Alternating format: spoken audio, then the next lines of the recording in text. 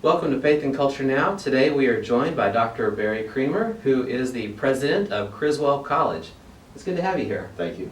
So today we're going to be talking about the issue of sexual assault allegations in the Southern Baptist Convention.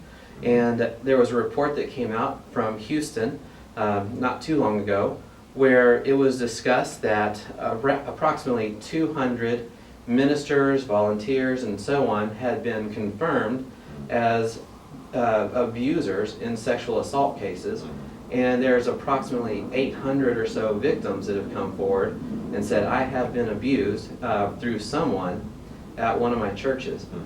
And so to put that in perspective, that is less than 1% of the ministers in Southern Baptist churches. So it sounds like, 200 ministers, oh my goodness, that must be a rampant problem. Half the ministers out there are doing stuff they shouldn't be doing, which is not the case. However, that being said, one person in one church being taken advantage of is one person too many. Right.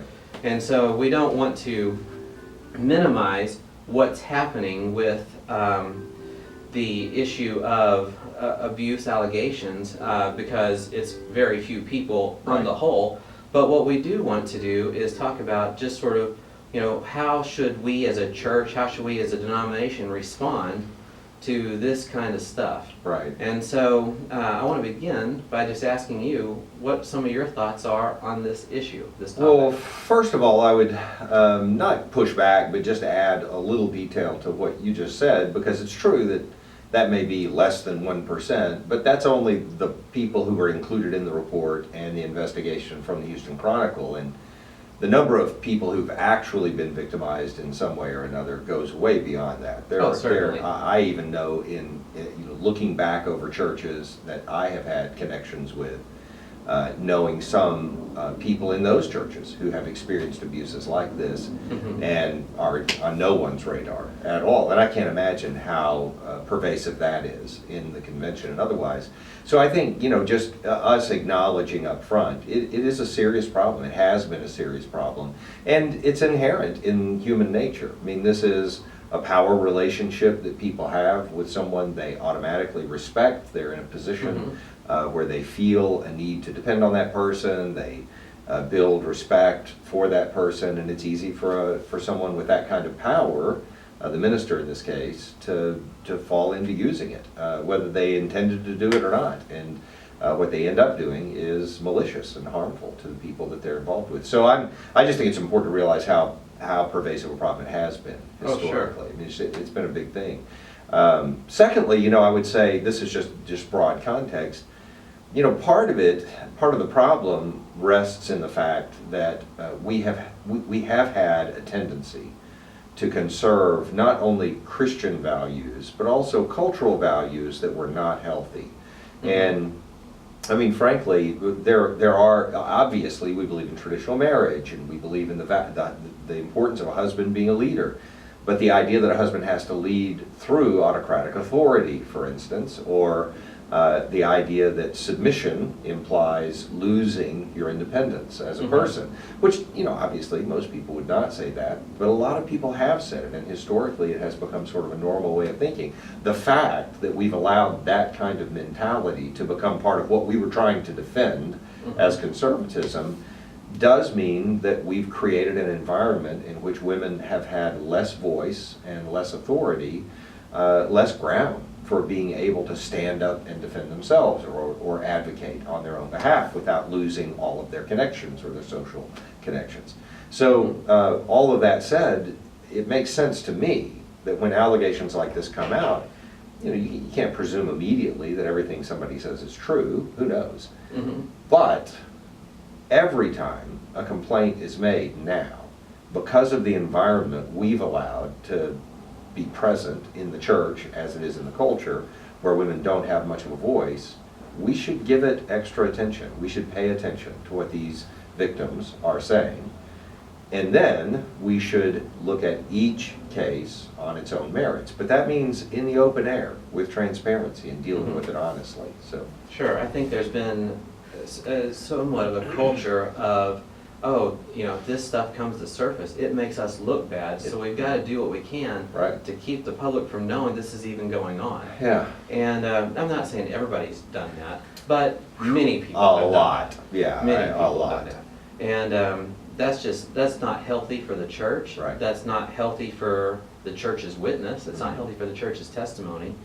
And it's certainly not healthy for the people involved in the situations. Mhm. Because in a sense, they're felt shamed for not being able to get the kind of hearing they deserve. That's right. For what's happened to them. Two of the churches I know of who dealt with this the best, I won't name them, but two of the churches, but this was decades ago, and I might get it wrong, is why I won't name them. But two of the churches I know who dealt with this best were churches where, when their pastor was confronted with some kind of sexual abuse allegations, something inappropriate, the church dealt with it publicly, openly. They also dealt with it in a Christian way, confronting the person, giving them an opportunity to repent, creating an avenue for redemption, but at the same time holding their ground and saying, but you will be removed from your position of authority, and we're not going to do it quietly. And when they did that, it allowed their church to go on and flourish, which is, it's not that's not the goal. The Right. goal is to do what's right and allow God to bless. But it does seem to serve as evidence that God blessed those churches for just being honest about it, being open about it. And admitting that we're sinners is not the end of Christianity. Sure. Suffocating the truth is pretty much a death switch for Christianity. I mean, that's the whole point, is that we advocate on behalf of truth. Yeah, certainly. And when churches don't publicly deal with it, then I think what often happens is, even if they let that person go, the person's more likely to go and then get a job somewhere else where he can do the same thing again. Yeah, absolutely. And by dealing with something publicly, at least there's more churches out there that are going to go, oh, we're aware of what's happening here.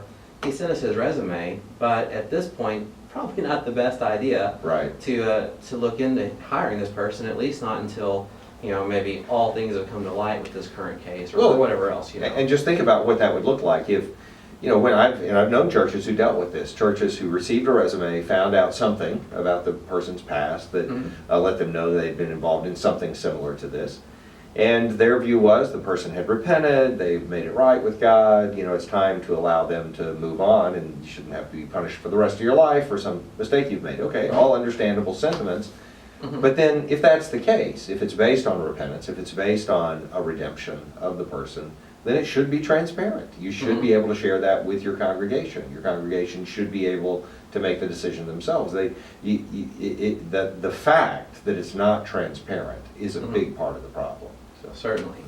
So what do you think churches should do sort of moving forward, or what we should do as a convention moving forward, to try to make this more open, or perhaps just less taboo, to let the world see what's happened in our churches? Well, I think, one of the issues that comes up is Southern Baptists in general lean toward the autonomy of the local church, obviously, and so we use that as a way to say, well, it's none of my business what happens when they leave my church, or whatever, or it's none of your business what I do with them in my congregation. But that's sort of a misnomer, especially in Southern Baptist life, because what we used to call semi-connectionalism, that's the relationship that we have.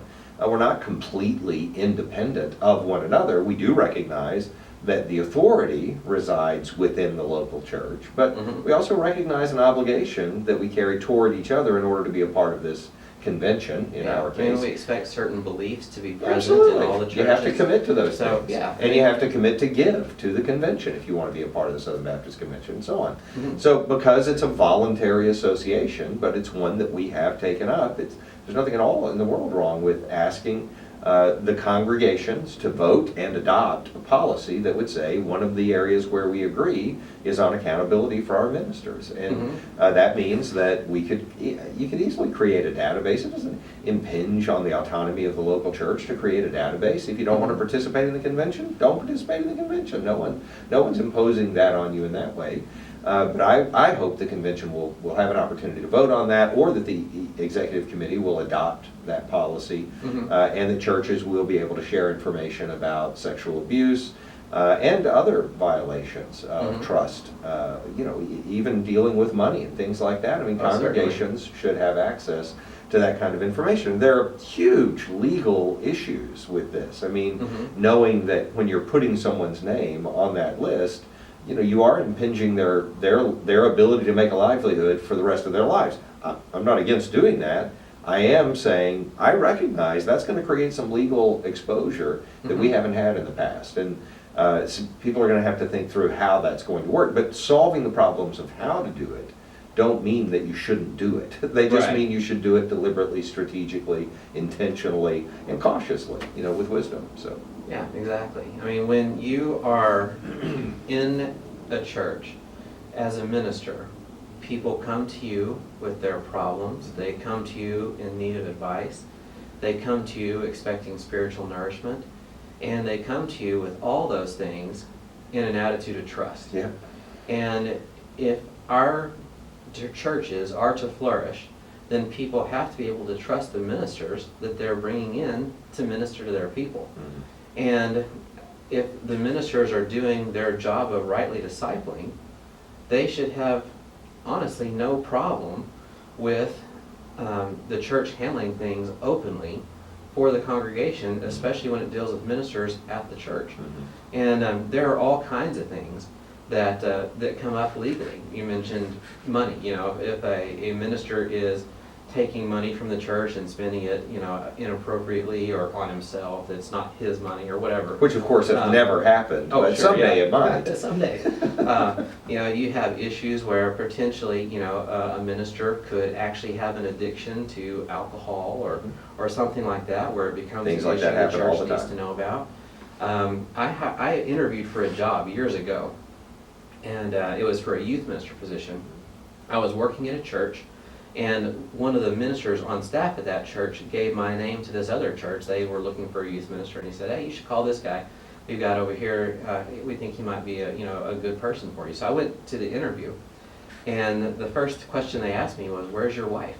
And I said, "Oh, I'm not married." At the time I was like 19. So I wasn't married yet. And they said, "Well, this interview's basically You're out." over. You're out." And I said, "Well, what's going on? And why is it so important that the minister be married in this case?" And they said, "Well, because our last youth minister was single, and he's now in jail Oh, boy. because he took advantage of some of the youth." Yeah. And I said, "You know what? I don't need to be the guy for you. Yeah. This is clearly an issue where," and I didn't know that going into the interview, but once I got there, it was like, "Oh no, you guys definitely need somebody that is married, and probably who has kids, so that it really helps rebuild that trust that's been lost in that area of the church." Right. But there are all kinds of different issues where trust can be broken, even if it's to the point of, people go to their pastor for counseling, and then something they said in private gets made public in the church somehow when they were bringing a problem to someone for a solution. Happens all the time. And so the idea of just having open communication with your congregation and letting them know, look, we're looking at this person's had this happen in the past, but we believe that this is no longer an issue, but the church gets to vote on that. Even if the search committee doesn't think it's an issue, Right. the congregation may still think it's an issue. So it's important to bring things in the open. It's important for the larger convention to say, we're going to do what we can to make it easy for our churches who are part of our convention to access this information, just to help them along in making decisions, is another important thing. And I think that's, so and I just want to point out, I think that's one of the keys here, that in Southern Baptist life at least, there has been a contingency of people who have held the position that when accusations are made, the appropriate response is to sort of circle the wagons and defend the institution, which means to defend the figures who are being accused. And that position is not inappropriate because the culture has decided it's inappropriate. It's inappropriate because we should now realize that we've suffocated a lot of voices that needed to be heard. And in that context, we have to give extra credence to those who are crying out. And let's say someone cries out falsely. It can happen. Mm-hmm. If someone does that, we should discover that through a long and patient process of reviewing the information. But we should give credence for as long as possible and as much as possible to the victims who do cry out, because we're in a culture where we should recognize that we have been wrong in the past and defended the wrong people. Certainly. And while there is the potential that people could falsely accuse someone, Yeah, it sure. does happen. All studies show that most people, especially dealing with sexual assault, most people that come forward have legitimate claims. There you go. You know, maybe not 100%, Right. but the majority of them. And on the off chance that the person coming forward is making a legitimate claim, you want to hear that person out before you go automatically trying to defend the person in power over the person who already feels like I'm stepping out of my comfort zone and stepping out of my realm of, just where, my own layer of authority Right. to deal with this. Right. So, Yeah, for most people who do come forward, I mean, it's an embarrassing admission. certainly. Because you are saying, I was in a weak position, I allowed myself to do, they feel like they're saying those things, Mhm. rather than simply saying, this person victimized me, this Right. person abused me. And so, recognizing the sensitivity with which we ought to handle those who come forward, I think is important. Yeah, certainly. Just as sort of a final question for you today, what do you think are some things you would say to people in the church who maybe feel like they have been victimized? What kind of advice would you give Yeah. them at this point going forward? Well, I mean, I understand that people who've been victimized may not want to come forward.